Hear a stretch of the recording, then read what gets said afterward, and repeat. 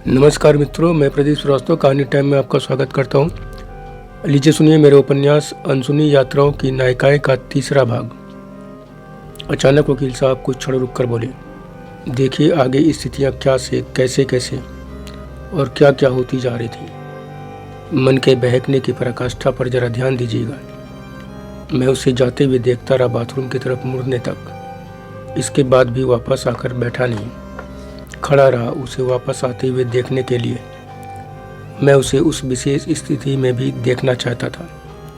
एक नैसर्गिक सौंदर्य को नैसर्गिक स्थिति में ही देखने का खूबसूरत एहसास महसूस करना चाहता था। इतना कहकर वकील साहब फिर से ठहर गए। फिर मेरी आंखों में गौर से देखते हुए बोले, लेखक महोदय अपनी कलम से न जाने कैसे कैसे एक से एक अद्भुत दृश्य आपने कागज पर रचे होंगे, लेकिन उस समय मैंने जिस अद्भुत अकल्पनीय दृश्य को देखा वो आज भी मेरे मन मस्तिष्क में कैद है। इस समय भी मुझे ऐसा महसूस हो रहा है जैसे कि मैं उसी बोगी में, उसी स्थिति में उस अद्भुत दृश्य को देख रहा हूँ, जैसे किसी आर्ट फिल्म का दृश्य हो। सोचिए जरा, सोचिए एक युवा स्त्री गोद में अपने शिशु को लिए बिल्कुल नैसर्गिक स्थिति में खिलखिलाती हुई चली आ रही है। तेज चलती ट्रेन के कारण उसकी चाल में एक खास तरह की लहर सी है, जैसे कि वह एक सर्पाकार रेखा का अनुसरण करती हुई आगे बढ़ रही हो। सोचिए जरा कैसे असाधारण दृश्य को मैंने देखा था। करीब आते आते वह बोली, अब ऐसे चलते में भी देखने का मजा ले रहे हो? औरत के बहुत बड़े रसिया लग रहे हो। बीवी बड़ी खुश रहती होगी। लगे हाथ तुम भी ऐसे ही जाओ तो हम भी देखें कैसे आता है मज़ा। अकेले अकेले मज़ा ना लो। उसने ऐसे इठलाते हुए कहा कि मुझे हंसी आ गई। वह बच्चे को लेकर बैठते समय थोड़ा लड़खड़ाई तो मैंने उसे तुरंत पकड़ लिया। तो वह बोली, अच्छा किया जो पकड़ लिया, नहीं तो गिर ही जाती। गाड़ी तो ऐसे हिल रही है जैसे कि सड़क के गड्ढों में से गुजर रही है। वह बैठ गई तो मैंने उसकी छातियों की तरफ संकेत करते हुए कहा, ऐसी इतनी बड़ी बड़ी खूबसूरती लेकर चलोगी तो मुश्किल तो होगी ही। यह कहकर मैं हंसा तो वह भी हंस दी, मगर काउंटर करने में 1 मिनट को भी चूकी नहीं। तुरंत ही मेरे एक हिस्से पर आंखों से इशारा करते हुए कहा, हाँ ये तो है, लेकिन एक बार उधर भी देख लो। संभाल नहीं पा रहे हो, हिलते जा रहे हो। एक बार फिर हम दोनों हंस दिए। तभी मैंने सोचा इसका कहना भी पूरा कर दूं और चला गया हाथ मुंह धोने। वापस आकर उसी के बगल में बैठ गया। उसकी धोती का एक हिस्सा खींचकर खुद पर डाल लिया, बड़े ही अधिकार के साथ।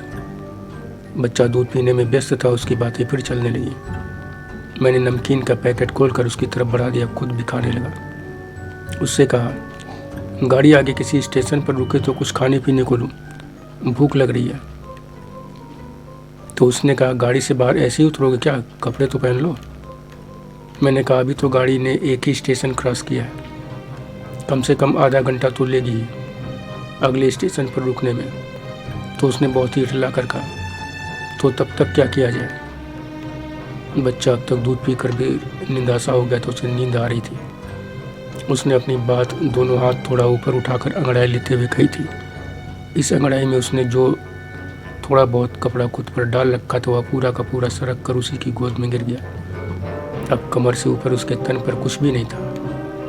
बच्चा करीब करीब सो चुका था। निपुल उसके दोनों होठों के बीच फंसा हुआ था, दिख रहा था फंसा हुआ। उसने बड़ी धीरे से निपुल को बाहर खींचा। छोटी सी आवाज़ हुई। इससे बच्चा थोड़ा कुनमुनाया तो उसने हल्की सी थपकी देकर फिर सुलाया और बहुत संभाल कर उसे उसके बिस्तर पर लिटा दिया।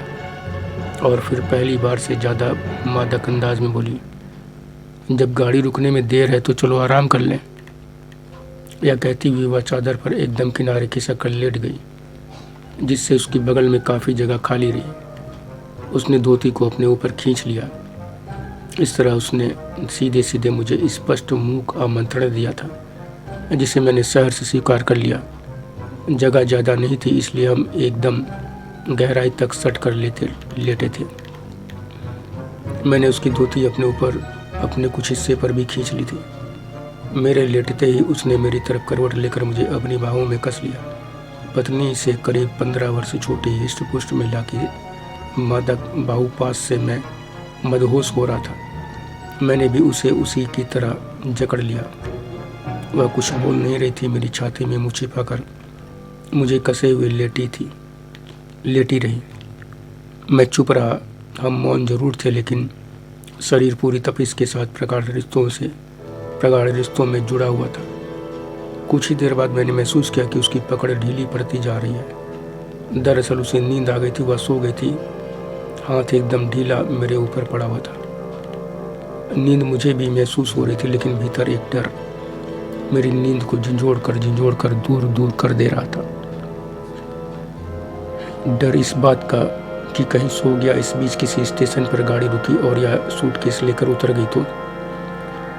लेकिन तभी मन यह भी कहता कि या ऐसा नहीं करेगी, ऐसी होती तो इस तरह मुझमें समाई इतनी निश्चिंत होकर ना सो रही होती। इस तरह तो कभी पत्नी ही सोया करती थी। अब तो बच्चों घर की देखभाल के बाद जब रात में सोती है तो उसे अगले 4-5 घंटे खबर ही नहीं रहती कि कहाँ सोई है। तरह तरह के तर्कों के बाद भी मेरा डर ही मुझ पर हावी था।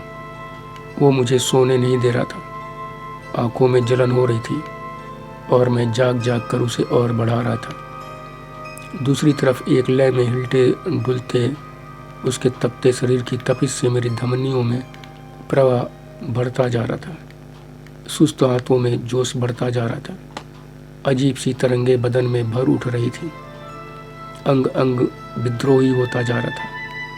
मैं कहने लगा कि अब इसे भी उठाओ, इसका इस तरह सोते रहना समय बर्बाद करना है, या कोई अंतहीन सफ़र तो है नहीं कि इस बोगी में ऐसे ही चलते रहेंगे। सफ़र तो कुछ ही घंटों का है।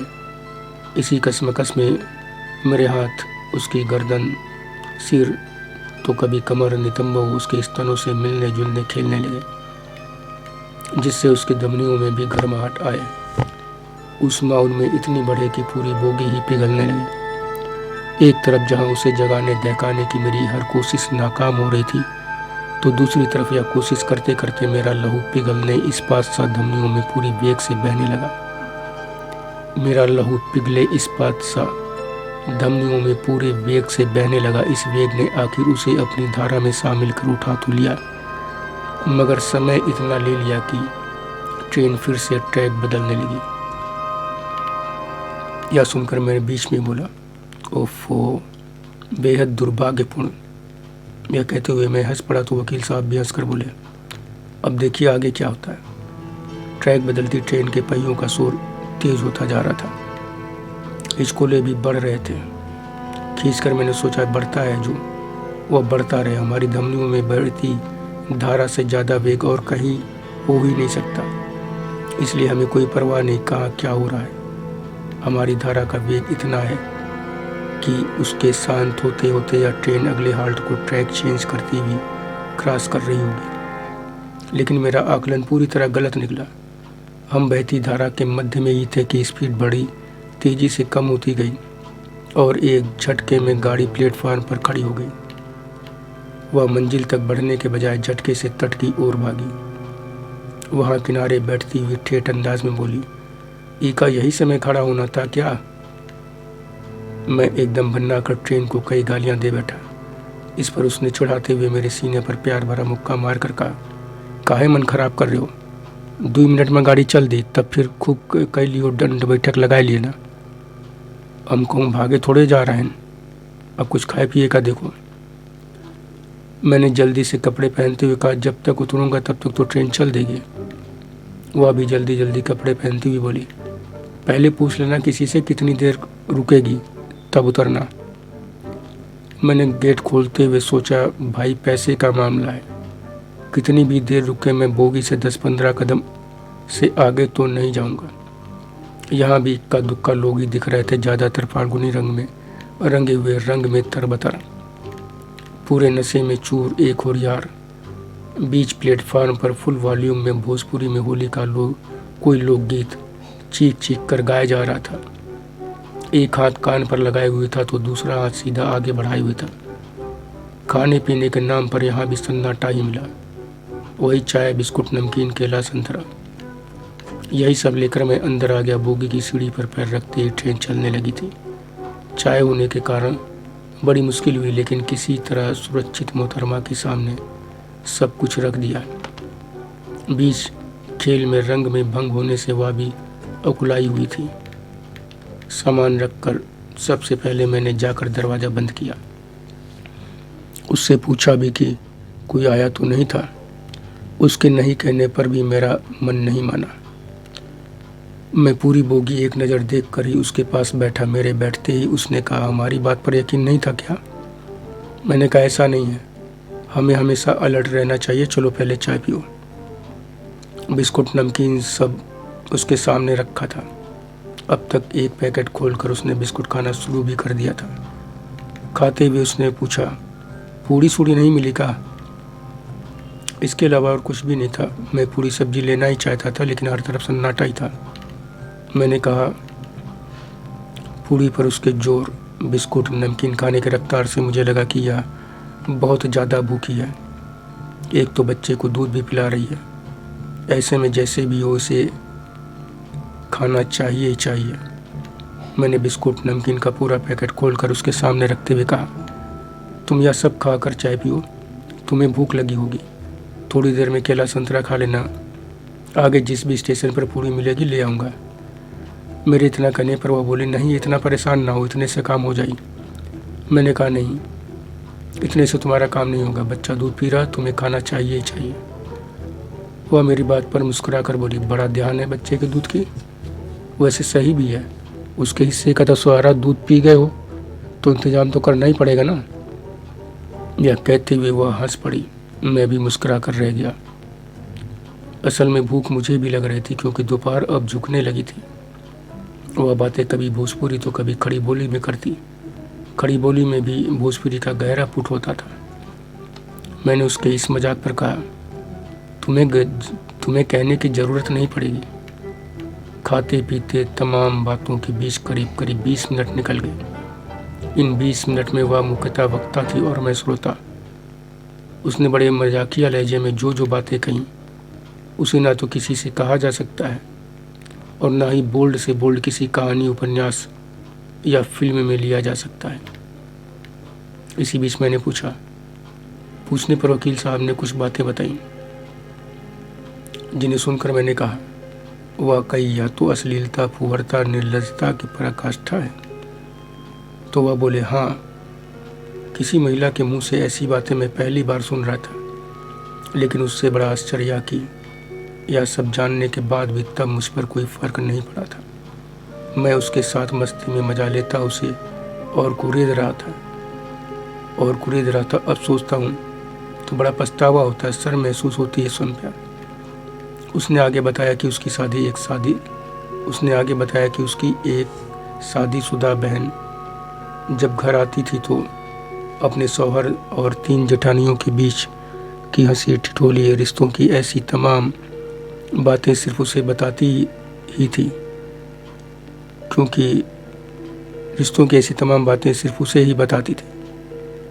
उन दोनों का बचपन से ही बाकी सबसे ज़्यादा करीबी रिश्ता था।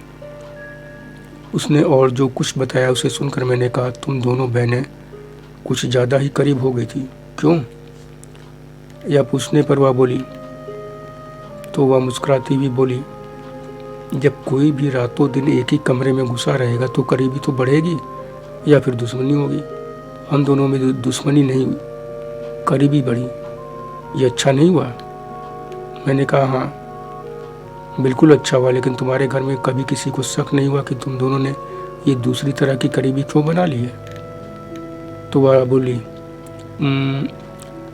ऐसा है, अम्मी जब कभी गुस्सा होती थी तो उनकी बातों से हम दोनों को कभी कभी ऐसा लगता कि उनको हम दोनों की करीबी पर शक है, लेकिन उनकी बातें सुनने के कुछ देर बाद ही हम दोनों फिर अपनी करीबी में डूब जाते और वो घर के बाकी जंजालों में बड़ा गुस्सा आती हमें उनकी बातों पर। तो तुम दोनों की यह करीबी अब भी बरकरार है? अब छोड़ो भी, अब और क्या बताएं, फिर भी कुछ तो बताओ। असल में अब वो अपनी ससुराल में, हम अपनी करीबी का मौका ही कहाँ रहा।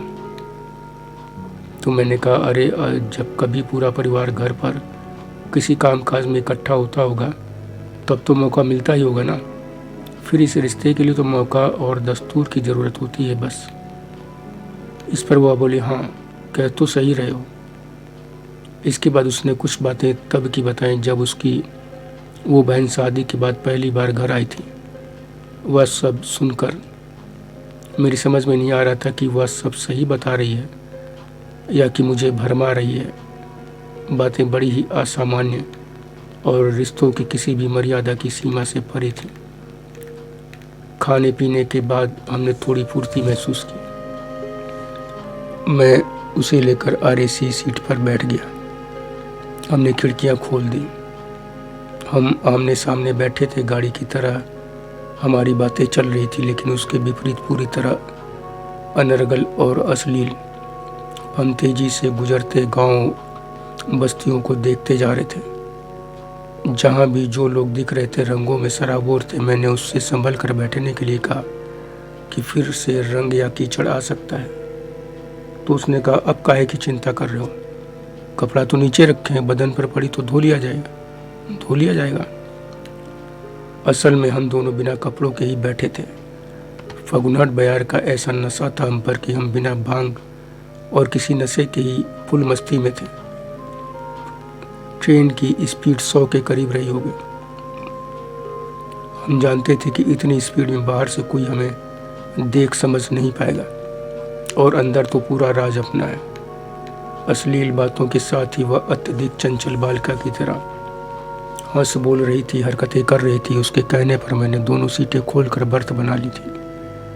वह बचपना करती हुई अचानक ही मेरी गोद में आकर बैठ गई। मैंने कहा अरे वाह तुम तो बिल्कुल स्कूली लड़की बन गई हो। इस पर उसने बड़ी ही घृणा भरी आवाज़ में कहा यही तो नहीं बन पाई। वह जिस मदरसे में पढ़ती थी वहाँ के स्टाफ को बड़ी सख्त बातें कहती हुई बोली। उन सभी की रोज़ रोज़ की बेजा हरकतों के कारण पढ़ाई बीच में ही बंद करा दी गई। अम्मी ने कहा आबरू से ज़्यादा ज़रूरी नहीं है पढ़ाई। हमने जिद की कि हम और होशियारी से रहेंगे, आबरू पर हाथ न डालने देंगे। तो अम्मी गुस्सा होकर बोली जहाँ लड़कों की आबरू पर बट्टा लग रहा है वहाँ तुम लौंडियों की होशियारी कुछ काम ना आएगी। तो उन लोगों के कुकर्मों ने हम लड़कियों को स्कूली लड़की बनने से पहले ही घर के अंधेरे कोने में ढकेल दिया। तालीम का नूर क्या होता है ये सब हम क्या जाने। बड़ा रोने धोने पर आगे प्राइवेट पढ़ाई चली, लेकिन एक बार फेल हुई तो वह भी बंद करवा दी गई। इसके लिए उसने अपने अब्बू पर नाराज़गी जाहिर करते हुए कहा कि वो बच्चों की पढ़ाई लिखाई को समय और पैसों की बर्बादी मानते थे। हद तो यह कि कहते लड़कियां पढ़ने से बदचलन हो जाती हैं। अम्मी भी उनके जैसा ही बोलती हैं। अचानक ही वह माँ बाप के लिए कठोर शब्द बोलने लगी। तो मैंने विषयांतर करने की गरज से बीच में ही कहा खिड़की खोलकर ऐसे बैठी हो, बाहर लोग देखेंगे तो क्या कहेंगे।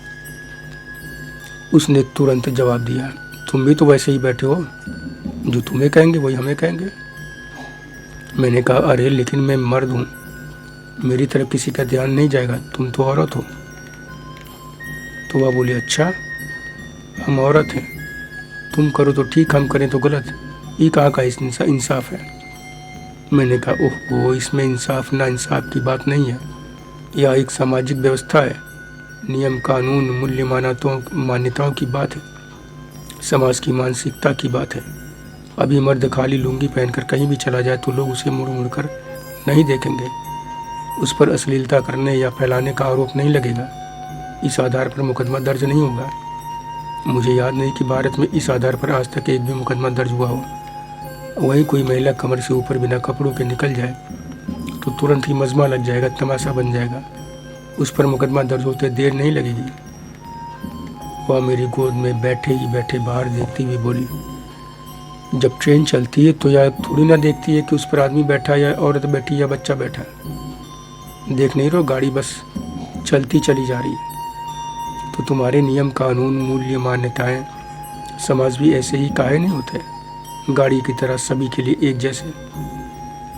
मैंने कहा तुम सही कह रही हो, सारी बातें सबके लिए एक जैसी होनी ही चाहिए। लेकिन व्यावहारिकता में दुनिया भर में ऐसा कुछ नहीं होता। अपने मज़हब को ही देख लो, औरतों को मर्दों के बराबर अधिकार कहाँ दिए गए? उन्हें मर्दों की खेती कहा गया। तुम पढ़ना चाहती थी लेकिन पढ़ाया नहीं गया। उसकी बातें खुराफाती हाथ दोनों एक साथ चल रही थी। इसी बीच बड़ा गोपाल स्टेशन करीब आ गया। ट्रेन की स्पीड कम होने लगी तो मैंने कहा, चलो अब कपड़े पहनकर इंसान बन जाए, ठीक से बैठे, स्टेशन करीब आ गया है। या सुनते ही उसने छूटते ही कहा, हमेशा उल्टी ही बात काहे करते हो? मैंने कहा, अरे ये कहाँ से उल्टी बात होगी, बदन को कपड़े से ढकना सीधी बात है, नियम है, समाज का कानून है। तो वह बोली, सब फालतू बातें हैं, मन माँ तन माँ कुछ और भरा रहे और ऊपर कपड़ा डाल के सच छिपाए रहो, यह उल्टी बात है कि नहीं? अरे जो मन में है तन में है उसे ही दिखने दो, वैसे ही रहो, ये सीधी बात हुई कि नहीं? उसकी बात पर हंसते हुए मैंने कहा, चलो पहले सीधा काम कर लें, कपड़े पहन लें, हो सकता है यहाँ पूरी वगैरह मिल जाए, पीने का पानी भी खत्म हो गया है, वह भी लेना है। इस बार वह मान गई। यह संयोग था कि स्टेशन पर पूरी सब्जी पानी सब कुछ मिल गया। मैंने एक बार फिर चाय भी ले ली, क्योंकि वह चाय नमकीन की शौकीन लग रही थी। लेकिन वापस आते ही मेरा दिल धक से हो गया। क्यों क्यों क्यों ऐसा क्यों हुआ? तब वकील साहब बोले, क्योंकि एक नौ दंपत्ति मेरी सीट से पहले वाली सीट पर बैठा हुआ था। मैंने मन ही मन कहा, अरे महामानवो, हे महामानवो, क्यों हम दोनों के बीच में कंकड़ पत्थर बनने आ गए हो? आज भी सोचकर मैं आश्चर्य में पड़ जाता हूँ कि मुझे क्या हो गया था।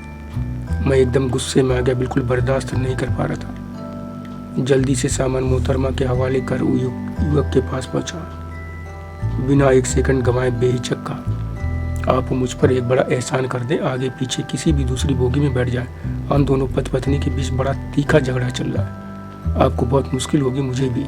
हम अपना मामला घर पहुंचने से पहले सुलटा लेना चाहते हैं। यह हमारी दूसरी पत्नी, मामला न सुलटा तो हमारा जीवन बर्बाद हो जाएगा। मैं आपका सामान खुद ही पिछली बोगी तक छोड़ाता हूँ, आपका यह एहसान कभी नहीं भूलूंगा मैं। यह कहते हुए जल्दी जल्दी मैंने उसका सूटकेस तुरंत उठा लिया कि ये तुरंत निकले यहाँ से, कहीं गाड़ी चल ना दे।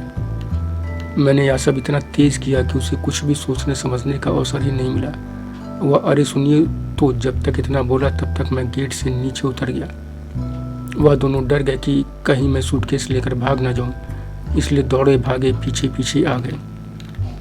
मैंने पिछली बोगी के पहले ही गेट पर उनका सूटकेस अंदर तक ढकेल दिया कि उन्हें अंदर तक चढ़ना ही पड़े। यह सब करते हुए मैं बराबर कहता जा रहा था, जल्दी जल्दी करिए, ट्रेन छूटने ही वाली है।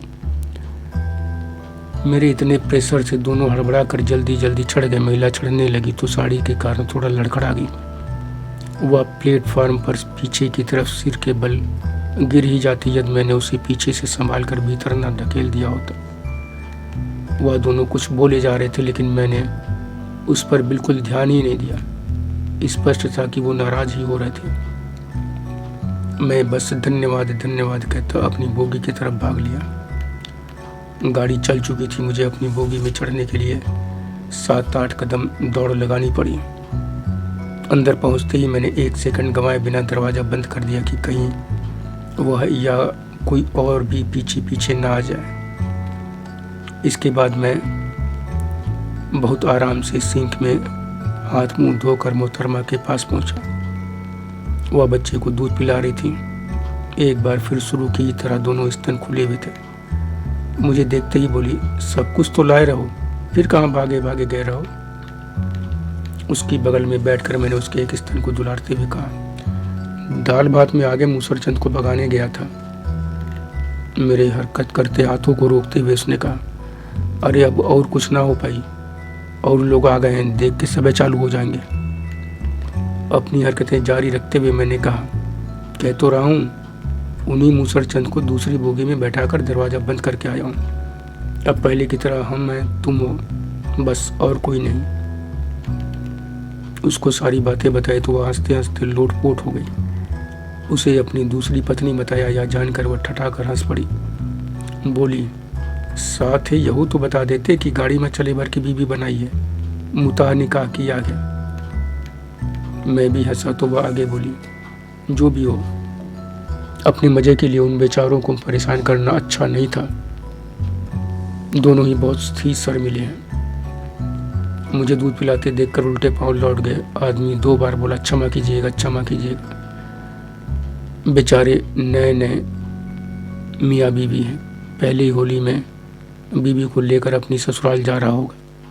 हो सकता है कि हम लोगों की तरह उनकी भी ट्रेन छूट गई हो।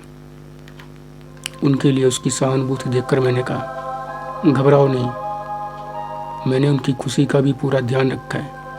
उनके लिए भी वो व्यवस्था की है कि वो भी पूरी जर्नी मस्ती करते जाएंगे। तो आप बोली, अच्छा 2 सेकंड में ऐसा क्या कर के आए हो? मैंने कहा, यही कि अब हम लोगों के मज़े में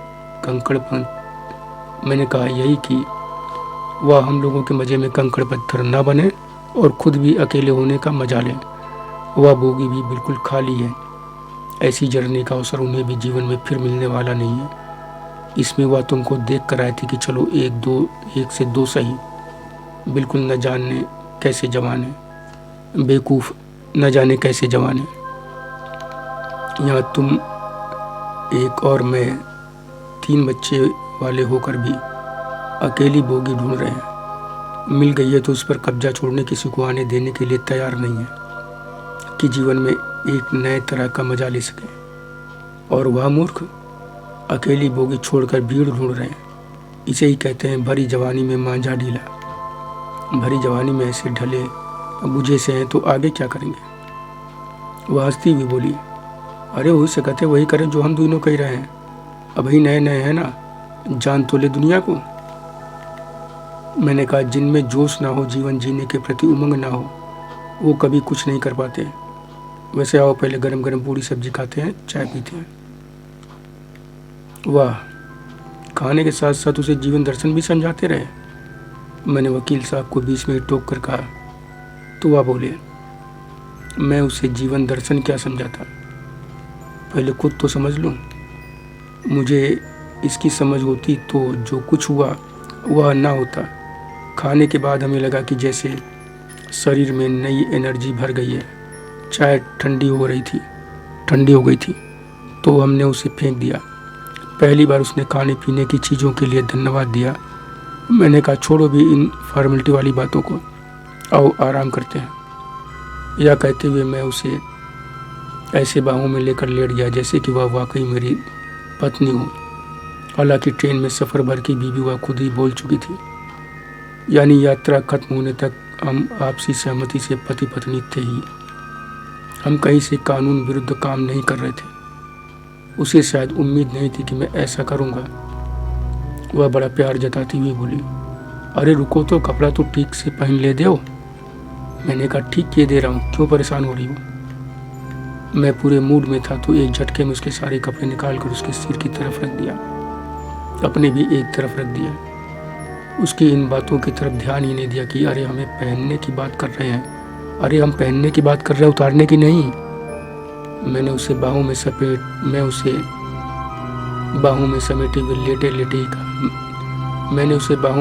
हुए लेटे लेटे कहा, अगर लवादा लादे ही रखना होता तो इतना रिस्क लेकर उन दोनों को पिछली बोगी में क्यों भेजता?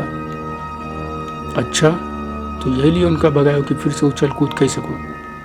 और रिस्क कौन सा लियो ये वो बता दो। तो मैंने कहा, देखो हम दोनों ठहरे धुआंधार जोशीले आदमी, इसलिए हमारा खेल चलते रहना चाहिए, क्योंकि हमारा जोश हमें रुकने नहीं देगा। इसलिए उन्हें भगाया। बचपने की डोर पकड़ी वो दोनों हमारे प्रचंड जोश से शर्मिंदगी फेस करते। और चलती गाड़ी में चढ़ने का रिस्क तो मैंने उठाया ही ना। तब मैंने मन ही मन यह भी कहा कि असली रिस्क तो सूटकेस तुम्हारे हवाले छोड़कर उठाया मोहतरमा। कहीं उसे लेकर तुम इधर उधर उतर जाती तो तुम में जोश से कहीं ज़्यादा होश और होशियारी भरी हुई है। मैं जोश के नशे में, होश और होशियारी में तुमसे बहुत पिछड़ गया हूँ। पता नहीं क्यों मन रह कर यह कह रहा है कि मेरा जोश कहीं मुझ पर भारी ना पड़ जाए। इसी वजह से उसने कहा, मानने पड़ी अपने जोश बदे तुम बहुत बड़ा रिस्क उठाए। आखिरी कुछ शब्द उसने दांत हल्के से पीसते हुए कहे और मुझे पूरी ताकत से जकड़ लिया। अब तक गाड़ी हवा से बातें कर रही थी। बड़ी देर तक उफान मारती हमारी जोश की लहरों के ज्वार में आखिर भाटा आ गया, लेकिन ट्रेन की रफ्तार में नहीं। हम भाटा में लहरों से बिछुड़ गई मछलियों की तरह तट पर पड़े हिलडुल और हाँफ रहे थे। उसकी ज़्यादा गहरी सांसों को सुनकर मैंने कहा, क्या यार, तुम तो बहुत उम्र दराज औरतों की तरह हाँफ रही हो, यह कैसी जवानी है। यह सुनकर उसने कहा, अब जईस हुए जवानी, मगर तुमरे जैस ताकत और ऊका खात रहे हो जो समरे पास नहीं है। और तुम्हारी बीवी नहीं आफत का? उसने प्यार से एक मुक्का मेरे सीने पर मारते हुए हंसकर कहा। मैंने कहा, हाँफती है, मगर वह तुमसे ज़्यादा बड़ी भी तो है, उसके 3 बच्चे हो चुके हैं। तो वह बोली, अरे तो हमरे भी एक हो ही चुका है, और फिर तुम उनका खूब बढ़िया बढ़िया खिलावत पिलावत हुई हो, मांस मछली काजू बादाम किशमिश, यहाँ तो बस पेट भर जाता है आराम से। इतनी ही गनीमत है, यह चैन से नहीं। मियाँ की नौटंकी से हमेशा खून अलग जलता रहता है। तुम्हारे जैसा नेक आदमी थोड़ी ना मिला है कि खाली सफ़र भर की बीवी बनाए हो, वह मजाक में। तब भी खाना पीना से लेकर शरीर तक का सारा सुख मूड़े यानी सिर तक भरे दे रहे हो। देखते ही न सिर्फ सोचे कि ये बच्चा को दूध पिला रही है तो इसको भी खाना पीना की ज़्यादा ज़रूरत है, बल्कि दौड़ दौड़ के ला के खिला भी रहे हो। उसने तो भैया जब पेट में था तब से लेकर आज तक न पूछा खाने पीने को। बस जब मन हुआ तब चढ़ बैठे, उछले कूदे, मुँह उठाए कि चल दिए। यहू कायदे से कहीं तब वो ठीक। महीना में 4-6 बार माँ यह फाए फाए करे लागत है, मगर बेगम चाहे 4 ठो, बच्चा चाहे 14 ठो, सब ऊपर वाले के भरोसे, अपना खाली। इसके बाद उसने बड़ी बद्दी बद्दी बातें कहती हुई वह खोखली हंसी हंस दी। मुझे उसकी खोखली हंसी बहुत कुछ कहती हुई लगी, जिसमें उसकी मरती इच्छाओं, टूटते सपनों की अंतहीन पीड़ा से लेकर भीतर भीतर सुलगती अग्नि की तपिश भी थी। बात के आखिर तक पहुंचते पहुंचते उसकी आवाज़ में पीड़ा का पुट आ गया था। अचानक ही फूट पड़ी उसकी पीड़ा देखकर मुझे उस पर दया आ गई। मैं कुछ देर उसे देखता रहा। आपको सच बताऊं, उस समय क्षण भर को मेरे मन में आया कि इसे भी घर ले चलूं क्या। पत्नी को हाथ पैर जोड़कर मना लूंगा, न मानी तो इसकी अलग व्यवस्था कर दूंगा।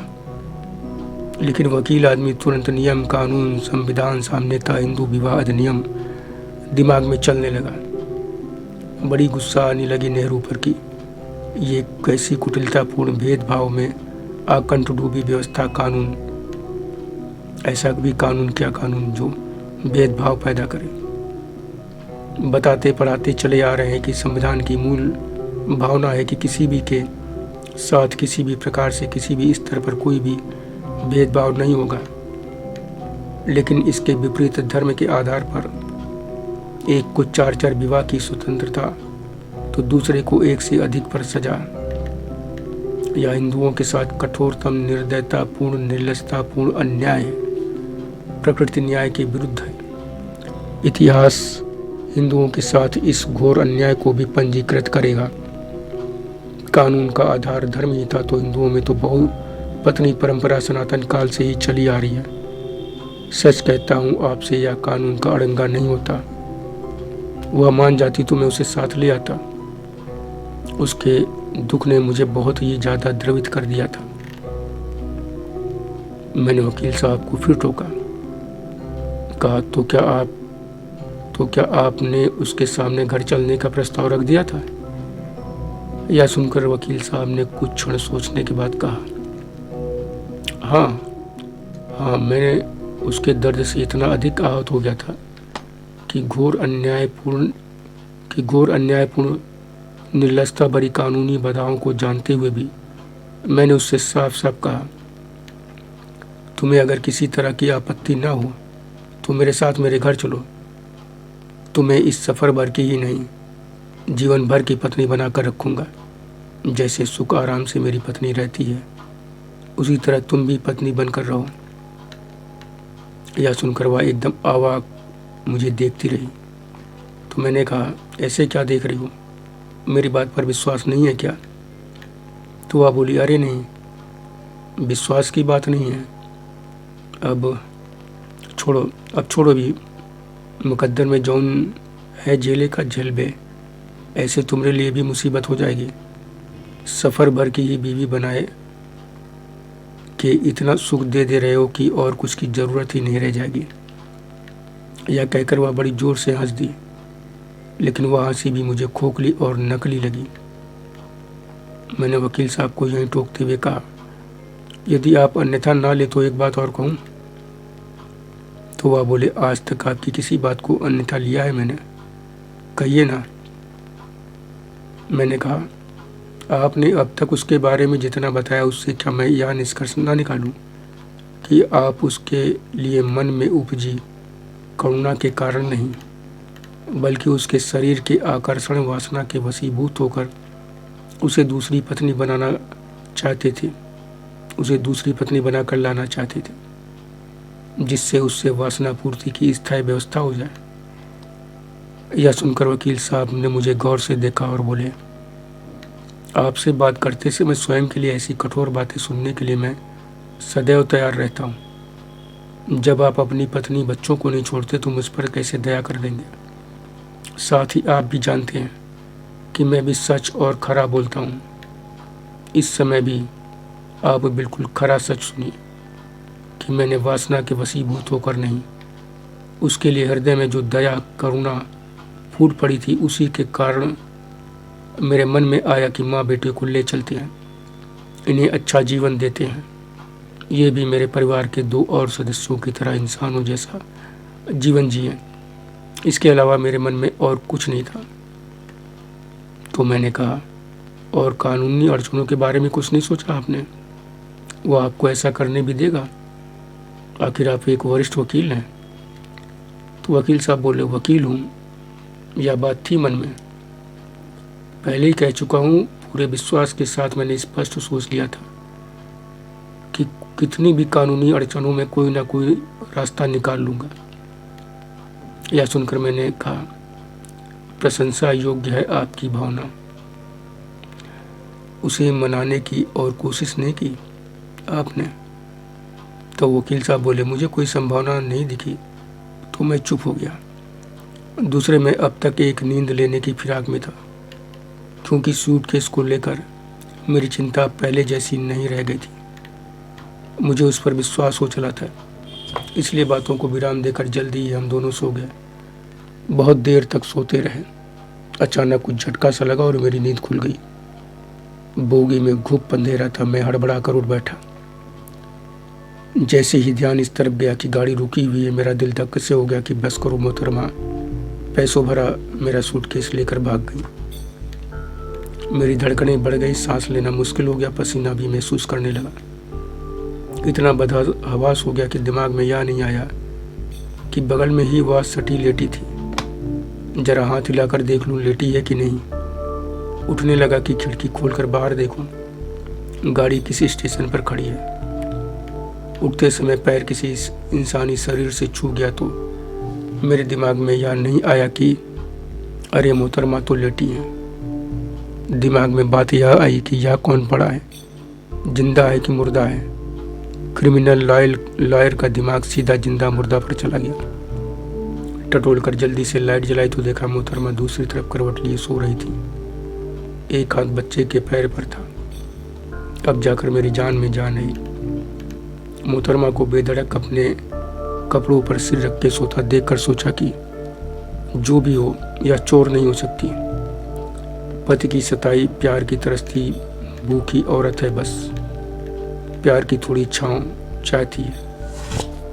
मैं अकारण ही बेचारी पर शक करने लगता हूँ।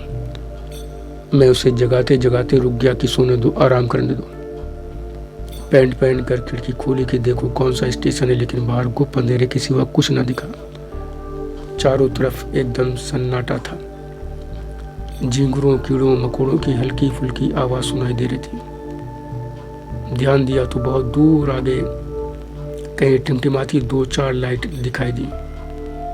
मतलब गाड़ी स्टेशन पर नहीं, बीच रास्ते में बस्ती से काफ़ी दूर खड़ी थी। मैंने जाकर सिंक में हाथ मुंह धोया, गेट खोलकर बाहर दोनों तरफ देखने लगा। ट्रेन की पीछे वाली बोगियों की तरफ नज़र डाली तो कर्व लाइन पर खड़ी होने के कारण आखिरी बोगी तक नज़र जा रही थी। वहाँ गार्ड टार्च जला जला कर इधर उधर कुछ देख रहा था, इसलिए यह पता चल गया कि गाड़ी पीछे कहाँ तक है।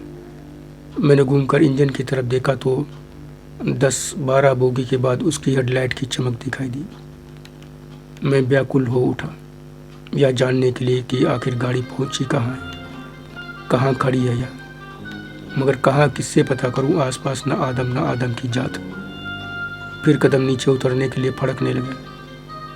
पैर आखिरी सीढ़ी पर रखे ही थे कि मोहतरमा की आवाज़ कान में पड़े, अरे किधर आओ। उसकी बात पूरी होने तक मेरे कदम जमीन पर थे। उसकी आवाज़ कान में पड़ते ही जवाब दिया, यहीं हूँ। वह दरवाजे पर आकर बोली, हद कर दी हो, बिना बताए चले आए और यहाँ नीचे अंधेरे में क्या कर रहे हो? अंदर आओ, बंद करो दरवाज़ा। कोनो चोर डकैत कीड़ा बिच्छू जानवर आ जाए तो जान घाटे में पड़ जाए, समझे। उसने दाएं बाएं दोनों तरफ देखते हुए ऐसे कहा जैसे पत्नी हो। लेकिन जो भी हो, उसकी बात 100% सही लगी। ध्यान मेरा तुरंत पैसों और सूटकेस पर गया। मैं ऊपर चढ़ाया। उसने तुरंत दरवाज़ा बंद करते हुए पूछा, गाड़ी खड़ी कहाँ है? मैंने कहा वही तो पता करने जा रहा था, तुमने जाने ही नहीं दिया। तो वह बोले, अरे अंधेरे में कहाँ जाती, किससे पता करते? यहाँ कौन बैठा है बतावे वाला? कोनो अपन गांव देख के खींच दी सोई चैन। देख नहीं रहे हो, दूर गांव में बत्ती दिख रही है। इस गांव के लोगों का हमेशा का यह काम है। उसकी आवाज़ में नाराज़गी थी। मैंने सोचा कि कह तो ऐसे रही है जैसे इनका रोज़ का आना जाना है, लेकिन जो भी था बात सही कह रही थी। लाइन किनारे बसे गाँवों के लोगों की बेवजह या जहाँ चाहते वहाँ उतरने के लिए चेन खींचने की आदत पता नहीं कब छूटेगी। अपनी जगह बैठती हुई उसने नाराज़गी जाहिर करते हुए कहा, एक आवाज़ उठाए तो देते। नींद खुली तो देखा, ना देख के घबरा गए कि कहाँ उतर गए। सामान देखें तो जान में जान आई कि ये कहूँ हो। मैंने उसे छेड़ते हुए कहा, तुम्हें छोड़कर कैसे चला जाऊँगा, मैं तो तुम्हें हमेशा के लिए साथ ले चलने को तैयार हूँ। न जाने क्या सोचते हुए मुझे कुछ क्षण देखने के बाद बोली, तुम हो बहुत मुराम नहीं, खुद कपड़ा पहन के बाबूजी बन गया और हमें बता नहीं सकत रहो कि मुँह पहन लेत। कोई आए जात तो क्या बात करती हो, किसी को आने देता तुम ना। अचानक ही वह पूरी तरह खड़ी बोली पर आती हुई बोली, अच्छा, लेकिन खुद तो देखा होगा, घूर घूर के बिना कुछ देखे छोड़ा ना होगा। मैंने कहा, तुम भी कमाल करती हो, सब कुछ करने के बाद भी छुप कर देखने की बात कहाँ से आती है। मैंने इसलिए नहीं उठाया कि तुम गहरी नींद में थी। मन में यह बात आई कि सिर के नीचे से साड़ी निकाल कर ऊपर डाल दूँ, लेकिन रुक गया कि इससे तुम्हारी नींद खुल सकती है। इसलिए मैंने सोचा सोने दो। ऐसे ही वैसे भी उस तरह सोती हुई तुम सच में बहुत सुंदर लग रही थी। फिर मैंने टाइम देखते हुए बताया कि हम दोनों करीब 4-5 घंटा लगातार सोते रहे हम दोनों। तो वह कुछ आश्चर्य प्रकट करती हुई बोली, अच्छा, अरे तो कल रात से थके भी तो बहुत थे। तुम्हारा बेटा अभी तब से सो रहा है कि उठा था बीच में? उसने कहा उठा था, कपड़ा गंदा किया था तो ले जाकर साफ किया, दूध पिलाया तो फिर से सो गया। तब शाम हो रही थी। मैंने उसे फिर छेड़ते हुए कहा, ओह, तो तुमने भी तो मुझे जगाया नहीं, मतलब कि तुम छिप कर लगातार मुझे देख रही थी।